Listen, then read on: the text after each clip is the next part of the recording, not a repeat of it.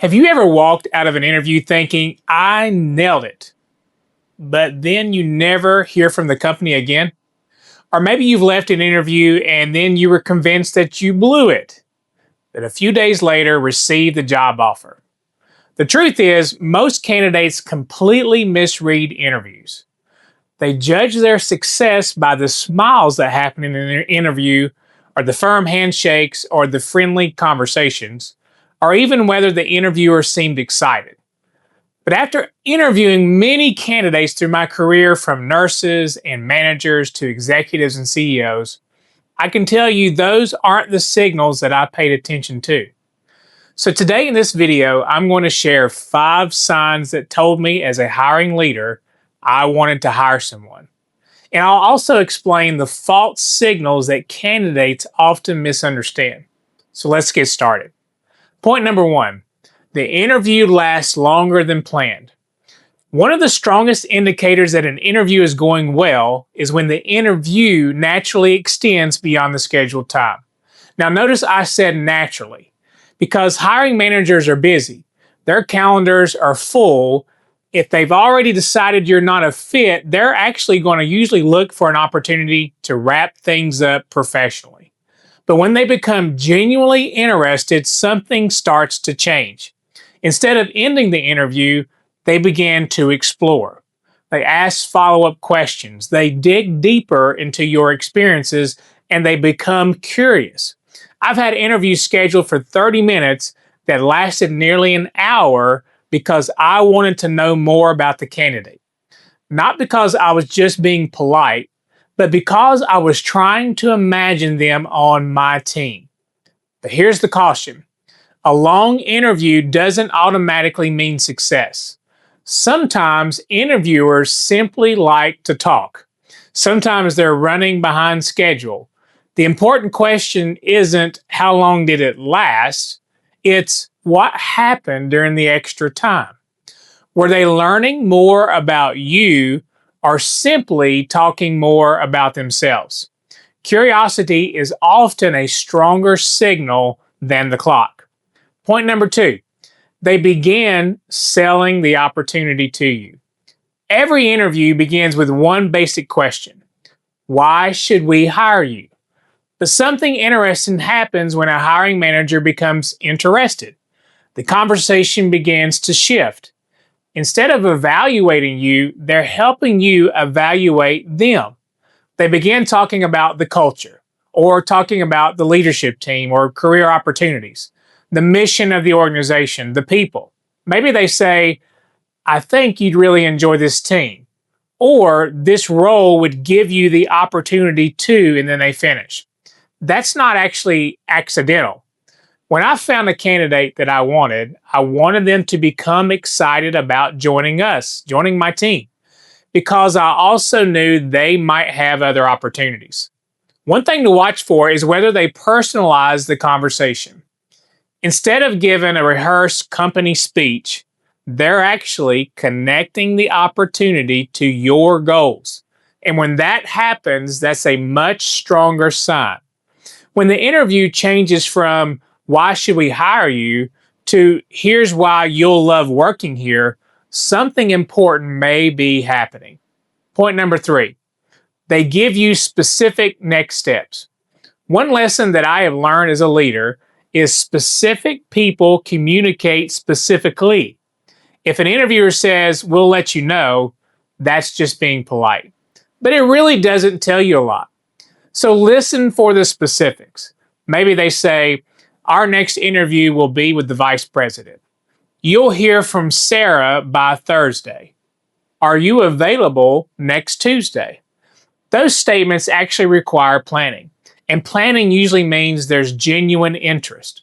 So before every interview ends, I also encourage candidates to ask one simple question. Can you walk me through the remainder of your hiring process? You see, that question shows professionalism. It also gives you extreme clarity. The more specific the next steps, the stronger the signal often becomes. Point number 4, they ask about your timing. One of my favorite interview moments happens near the end. I ask, If we offered you this position, when would you be available to start? Now, notice what happened because the conversation has now shifted. I wasn't asking about the past anymore. I was actually thinking about the future. Because good hiring managers begin solving problems before making an offer. Can this person start in 3 weeks? Will they need to relocate? Do they have another interview? Are there vacation plans? Those aren't random questions, they're actually planning questions. Now, recruiters sometimes ask these questions during the screening interviews. But when the hiring manager starts discussing your timeline, I want you to pay attention. Planning your arrival often means they're imagining your future. Point number 5, they start talking like you already work there. And this really is one of my favorite signs. It's a subtle sign. Listen carefully to the language they're saying. Early in the interview, you'll hear the person in this role, whoever fills this position. But later, the language changes. You'll work with, during your first 90 days, you'll be leading. That's actually called future pacing without even sometimes realizing it. You see, the hiring manager has started to begin to picture you on the team. I've caught myself doing that a few times because mentally, I'm already seeing that candidate succeeding on my team and in the organization. Now, remember this though. One sentence doesn't guarantee an offer. Look for repeated examples throughout the interview.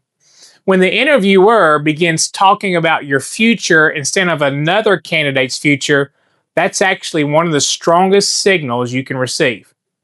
Before we finish, I also want to tell you where many candidates actually make mistakes. You see, after the interview, they'll spend the next few days analyzing every smile, analyzing every handshake, and every facial expression. I don't want you to do that. You don't know what happened after you left the interview. Maybe they had another outstanding candidate that they interviewed during the process.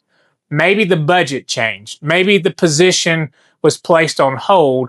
Maybe an internal candidate accepted the role. Those decisions have nothing to do with how well you interviewed. So judge yourself by one question.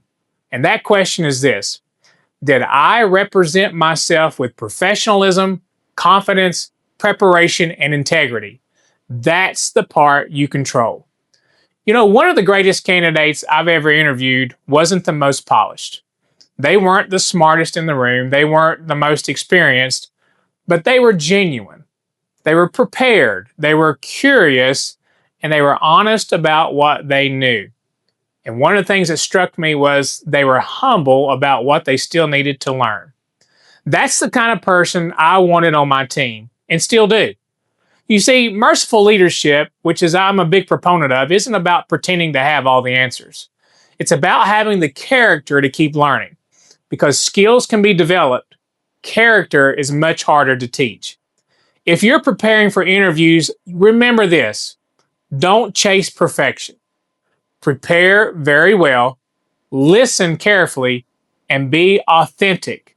Focus on building genuine connections rather than trying to impress people. That's the kind of professional that organizations will remember. If this video has helped you, I'd love for you to subscribe to my channel. Every week, I am sharing practical leadership lessons, workplace wisdom, career strategies, and the principles of merciful leadership to help you grow personally and professionally. And remember this: lead with courage, serve with compassion, and choose mercy. As we serve together, Dr. Jeff.